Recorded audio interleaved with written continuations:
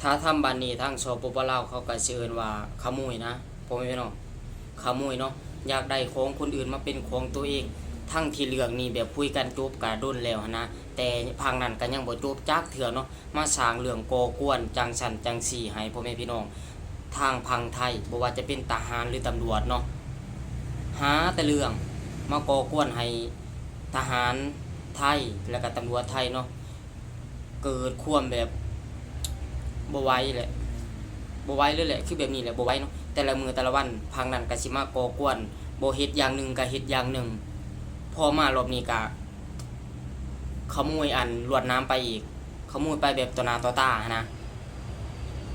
ตามเบิ่งนี่ขโมยแบบว่าได้มาแล้วนี่ก็สิเอาไปขายทั้งที่ลวดน้ำนี้พี่ๆทหารยังบ่ทันได้เอามาโลมนะบ่ทันได้เอามากันชายแดน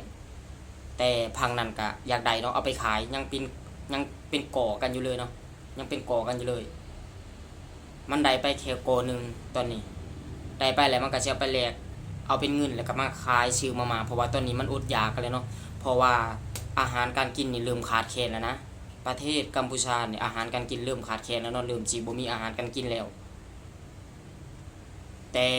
ก็มีเอ็นพูหลายๆฐานเนาะออกมาว่าอาหารการกินบ่อึดบ่อยากทั้งที่ตัวเองอันอดอยากขาดแคลนแล้วนะแต่ก็บ่มีทางออกเพื่ออยากจะชนะ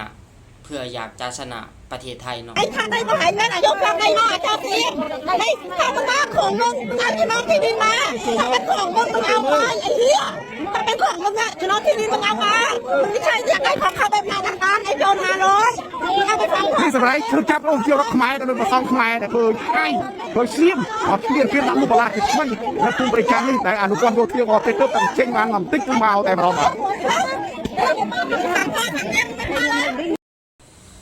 หาวิธีเพื่อจะเอาชนะประเทศไทยแต่มันก็ยังเอาชนะบ่ได้ดอกพ่อแม่พี่น้องเพราะว่าประเทศไทยเป็นประเทศที่แบบใหญ่ที่สุดแล้วนะเนาะในอาเซียนเนี่ยประเทศไทยเป็นประเทศที่ใหญ่ที่สุดแล้วเนาะแต่มันด้วยความที่ว่าโลภมากโลภบ่ว่าทั้งประชาชนหรือว่าผู้นำของเขาเนาะสิบ่บอกกันเพราะการศึกษามันต่ำมันด้อยสุดเลยนะการศึกษาของกัมพูชานี่มันจะด้อยสุดเลยมันเลยบ่มีความรู้หลายๆอย่างว่าอันนี้เป็นของเขาอันนี้เป็นของเราเขาเลยบ่รู้สิ่งนี้เนาะอีกอย่างเขาก็บ่ได้เรียนเกี่ยวกับพวกอะไรนะถ้าเป็นลาวเขาก็ชื่อว่าประวัติศาสตร์ที่ไปที่มาที่ดินที่ดอนของเราอันนี้เหมือนกันแหละเขาอาจจะบ่ได้เรียนเกี่ยวกับประวัติศาสตร์เนาะว่าที่ไปที่มาดินแดนของบ้านเขาซำใดแต่เขาก็ด้วยความไม่ว่าเกิดมาเมื่อวันชื่นเนาะมีแต่คิดว่าเป็นของเจ้าของอยากได้อย่างเดียวทั้งที่พี่ไทยเขามีน้ำใจให้อยู่ชั่วคราวแต่พออยู่มานานย้อนความแบบพี่ไทยเพิ่นก็อีต้นสงสารมนุษย์ตาดำๆเนาะเพิ่นก็ให้อยู่มาขอแค่จะสร้างเรื่องไปขอแค่อย่าสร้างเรื่องพี่ไทยเขาก็สิให้อยู่แต่อันนี้แบบมาสร้างความวุ่นวายทั้งที่มาอาศัยที่พี่เขาอยู่อาศัยที่ทำมาหากินแต่ก็ยังแบบมาสร้างความวุ่นวายพี่ไทยเขาก็เลยต้องจัดการแบบนี้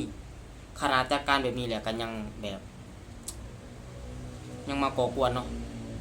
ก่อกวนขึ้นเรื่อยๆแบบนี้แหละอยากได้เฮ็ดบ่ได้อย่างหนึ่งกาสิมาเฮ็ดอีกอย่างหนึ่งเฮ็ดบ่ได้อย่างหนึ่งกาสิมาเฮ็ดอย่างหนึ่งพยายามอยู่หั่นแหละแต่ก็บ่ได้อีหยังจักอย่างเป็นชิ้นเป็นอันเลยเนาะทางที่ดีหั่น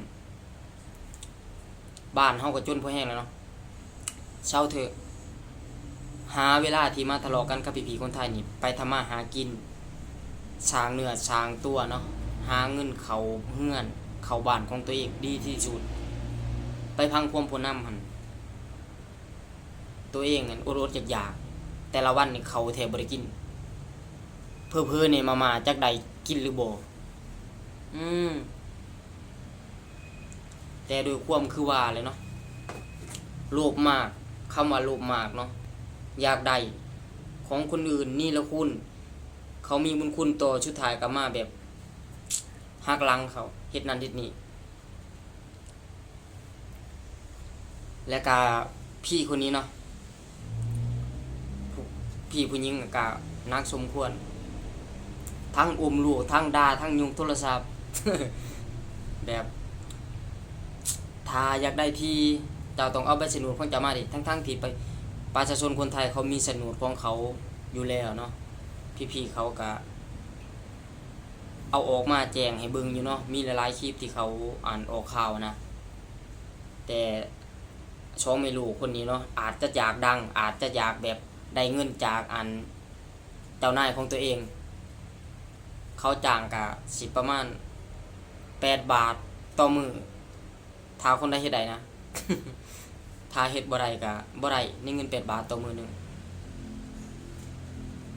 นี่แหละพ่อแม่พี่น้องติดกับประเทศเนาะที่แบบบ่มีการศึกษาหลายนี่แหละกระเสียดให้บุญวายปวดสมองเฮาผู้เป็นคนแบบมีจิตชำนึกนี่ก็เลยสิเจ็บเสียนเสียสินย้อนน้ำพวกนี้เนาะแต่ละมื้อแต่ละวันนี่ก็หาแต่เรื่องบ่เฮ็ดอย่างหนึงก็เฮ็ดอย่างหนึงพอแต่ปวดสมองคลิปนี้ก็เป็นกำลังใจให้พี่ๆทหารทุกคนเด้อที่อยู่ชายแดนเนาะบ่ว่าทั้งตำรวจและทหารเนาะที่มาเจอแบบประเทศที่บ่มีการศึกษาหลายการศึกษาแบบนี้นะเมื่อใจนำคือกันพ่อแม่น้องสำหรับคลิปนี้ก็จบไว้เท่านี้เดี๋ยวเจอกันใหม่ในคลิปหน้าครับมาแล้วก็อย่าลืมกดไลค์กดแชร์กดติดตามเป็นกำลังใจให้หน้าอย่าเด้อ